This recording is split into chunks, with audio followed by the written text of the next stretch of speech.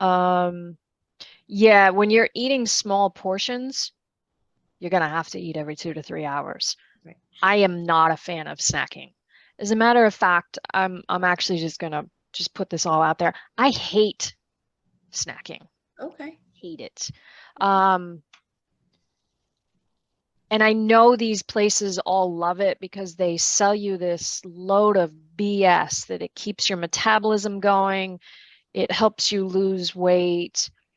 I'm not saying for everybody that doesn't work.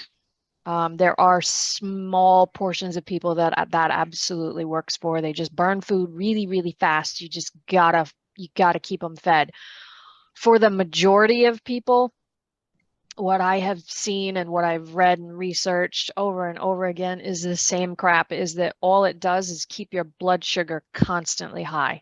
Because every time you put something in your mouth, doesn't matter if it's carbs, protein, fat, doesn't matter what the people on the media tell you, when you put food in your mouth, it causes an insulin spike. Yes, depending on whether it's a carb, a bad carb, a good carb, whatever, yeah, it spikes higher and higher. But when you put something in your mouth, your insulin automatically is going into your bloodstream because now it's got to get that food, it's got to get that glucose into your cells where it belongs. So you're never actually giving your body a chance to rest and digest, which is what another reason why I'm such a big fan of intermittent fasting, Okay. because it does give your body a break. It's hard at first. I'm not going to lie to you. I'm not going to say, oh my God, it's the easiest thing ever. It's great. You'll love it. You will eventually love it, but it's hard at first. I remember binging before I would fast and then binging after I would fast. Not as badly, but I would just be like, oh my God, I'm so ravenous. I'm so good. Whatever. Now it's gotten to a point where I wake up in the morning and intuitively my body goes, today's the day you need to rest. Can we just not? Can we just not? And I'm like, all right, cool.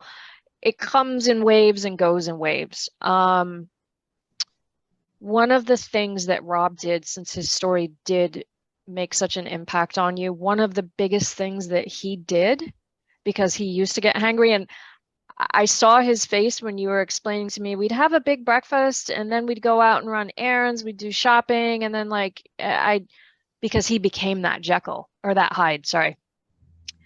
We would have a big breakfast on the weekend. We'd go out, go out east, North Fork, whatever we'd do. 3 hours later, like clockwork, oh my God, the beast was unloaded. So one of the things that he did give up snacking, and that made a huge difference. You're talking about a guy who was 80, well, we're figuring probably 90 to 100 pounds overweight because he's still on the journey and hasn't finished yet, and was diabetic, Oh. like on metformin. And we're still working on actually laying out the plan that he did, but that is one of the things that he did to stabilize his blood sugar. And he doesn't get hangry anymore. It was hard at first. Yeah. He had to push through it. I had to actually remind him of advice that he gave me that was so helpful. Um, Drink 2 huge glasses of water. You just gulp down 2 big things of water because what it does is then you've got this stomach that's now full of water. So if you're dehydrated, it fills your stomach, and if you're dehydrated, you still feel hungry. So it kind of kills two birds with one stone. Hate that phrase, but anyway, it fills your stomach so that stretch receptor is filled, and your brain goes, "Oh, she just ate food," kind of tricks it.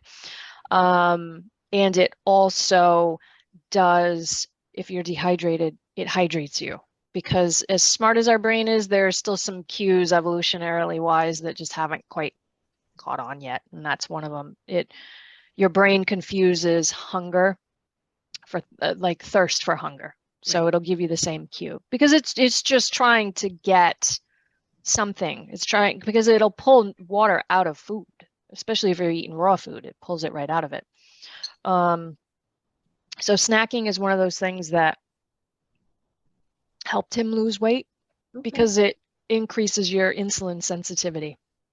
One of the things that I'm finding more and more with research is that women that are entering this lovely menopause era, have thyroid issues and or they have insulin resistance. It's a huge, huge thing. My theory is because of all these damn people out there telling people to eat every couple of hours. Most people are gaining weight off of it. And it's not necessarily that they're eating bad crap. Like I remember doing that for years. I've ran the gamut of diets and trends and things like that. And I did have my healthy snacks where I would have an apple.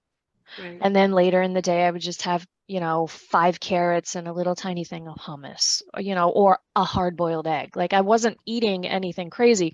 I was literally eating probably the same amount of food that I eat now, spread out into 5 or 6 meals.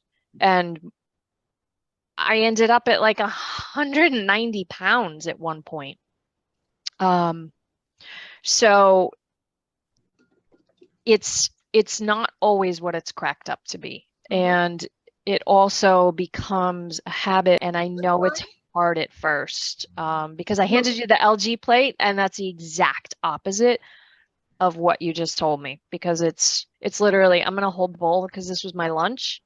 This thing was full of like greens and soybeans, not tofu or anything, like actual just pressure cooked soybeans, red cabbage, spices, and like tomatoes. And a tahini dressing. And I just filled that and ate it. So it's the exact opposite of what you're kind of used to. And it takes time to get to that point.